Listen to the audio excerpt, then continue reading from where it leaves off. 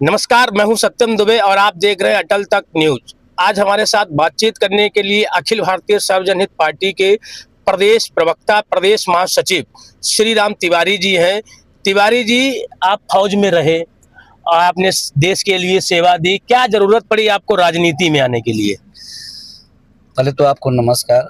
सत्यम जी, आप एक वरिष्ठ पत्रकार हैं और आपने ये सोचा कि हम हमसे बात करने के लिए अगर आपने सोचा है तो यही आपके लिए हमारे लिए बहुत बड़ा मतलब रिस्पेक्ट की बात हो जाती है।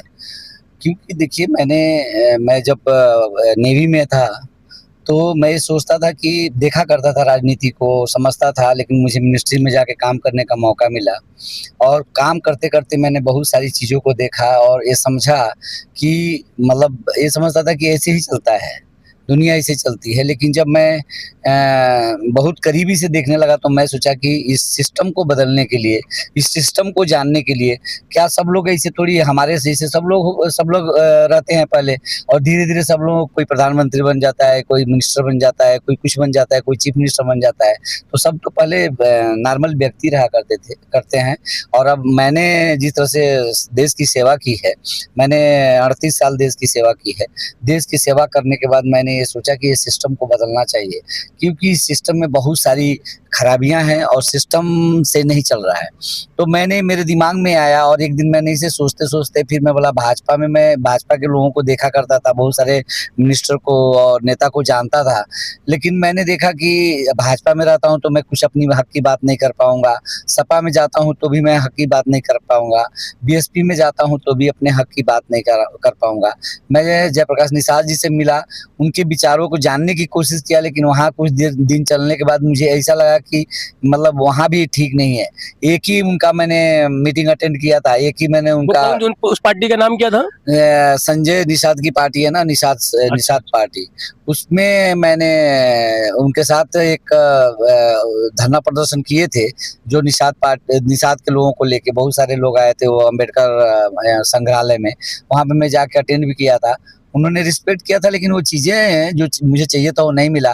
फिर मैंने देखा कि मैं एक ब्राह्मण महासभा से अखिल भारतीय ब्राह्मण महासभा में आने के बाद मैंने ज्वाइन किया था एज ए संगठन सदस्य, लेकिन वहाँ पे भी मुझे अच्छा नहीं लगा। तो मैंने देखा कि एक पार्टी है सर्वजन हित पार्टी, तो इन लोगों से मिला, इनके विचार को अच्छा लगा, इनके राष्ट्रीय अध्यक्ष से मिला, इनके प्रदेश अध्यक्ष से मिला।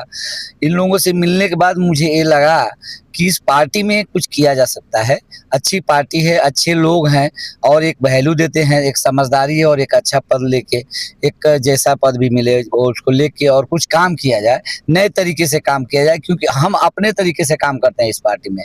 यही सोच के मैंने इस पार्टी को ज्वाइन किया और इस पार्टी को लेकर इस पार्टी में हम एक कोशिश कर रहे हैं कि अच्छे लोग आएँ और लोग आके जुड़ भी रहे हैं।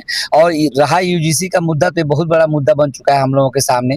यूजीसी पहला हम लोगों का पड़ाव यूजीसी आ गया, तो यूजीसी को लेके हम जितने सवर्ण हैं, हम लोग दिल्ली भी गए थे, वहाँ जाके हमने बहुत बड़ा प्रोटेक्शन भी किया था और वहाँ पे बहुत सारी चीज़ें, बहुत यातनाएं भी झेलनी पड़ी, बहुत सारी कठिनाइयों का सामना करना किया हम लोगों ने।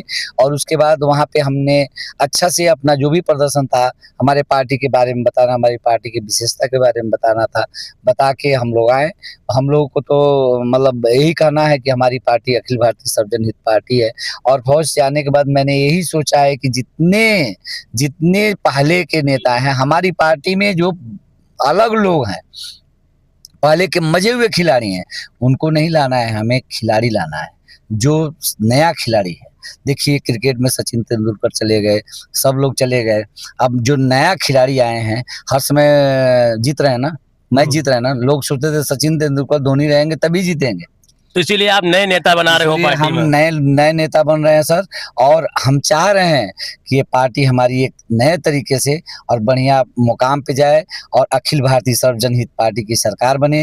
अगर सरकार नहीं बन पा रही है तो भी हम विधानसभा में कुछ लोग जाएं और जाके बैठें और अपने हक की लड़ाई लड़ें। तिवारी जी, एक सवाल आपसे है, जिस तरह से आपने राष्ट्र की सेवा की, देश की सेवा की एक फौजी के रूप में, तो आपको नहीं लगता है सड़क पर आप जनता के लिए मेहनत कर रहे हैं, सबर समाज के लिए, पूरे समाज के लिए आप लड़ाई लड़ रहे हैं, तो आप कहीं चुनाव लड़े, सदन में ये मुखर बन के आवाज उठाएं। सर मैं यही कोशिश कर रहा हूँ। देखिए मैं तो, हम लोग तो अभी इस समय तो पैजामा कुर्ता पहन के चल रहे हैं, लेकिन जब वर्दी होती है तो हम नहीं सोचते हैं कि किस तरह से बहुत सारी तकलीफों का सामना करना पड़ता है, जो जनता को नहीं पता है कि फौज में इतना आसान नहीं है। और इतने सालों तक 38 साल तक सर्विस करने के बाद अगेन आप आके जनता के लिए अगर आप काम कर रहे हैं तो ये बहुत बड़ी बात हो जाती है। फौज में आप किस पोस्ट पे रही, भी दर्शक को बता दीजिए। मैं एक अधिकारी था और अधिकारी के वर्ग में मैंने काम किया है, तो यहाँ पे भी मुझे अच्छा पद मिला हुआ है, महासचिव और प्रवक्ता हूँ। हमारे जो भी शीर्ष नेतृत्व है वो लोग हमारी बहुत कदर करते हैं, हमारी बातों को अच्छा से सुनते हैं और हम जनता के उस हर आवाज को बनेंगे। मेरे को कुछ चाहिए नहीं, मैं हमेशा फौज में भी रहा तो एकदम नॉर्मल व्यक्ति बन के रहा, और यहाँ भी जनता अगर हमारे पार्टी को आगे लेके जाती है तो हम जनता की ऐसी आवाज, बुलंद आवाज बनेंगे कि जिस तरह से मैंने फौज में नाम किया था उसी तरह से मैं चाहता हूं कि जनता की आवाज बनूं और जनता की आवाज बन करके जहां उठाना हो वहां जाके उठाऊं। यही हमारी जो इच्छा है, दिली इच्छा है कि जाते जाते हमारे, देखिए हर व्यक्ति की उम्र कितनी होती है, 70-80 साल, उसके बाद तो जो आदमी जीता है वो बहुत यातनाओं में जीता है। तो जब तक मेरी उम्र है, चलने लायक है, तब तक हम जनता के लिए चलेंगे और करते रहेंगे। करते करते अपने नाम को और जनता के नाम को, जो भी मजलूम है, गरीब हैं, वंचित हैं, शोषित हैं, चाहे जिस वर्ग के हों, हमारे पास ऐसा कोई वर्ग विशेष नहीं है, जिस वर्ग के हों उस वर्ग को हम उठाने का काम करेंगे।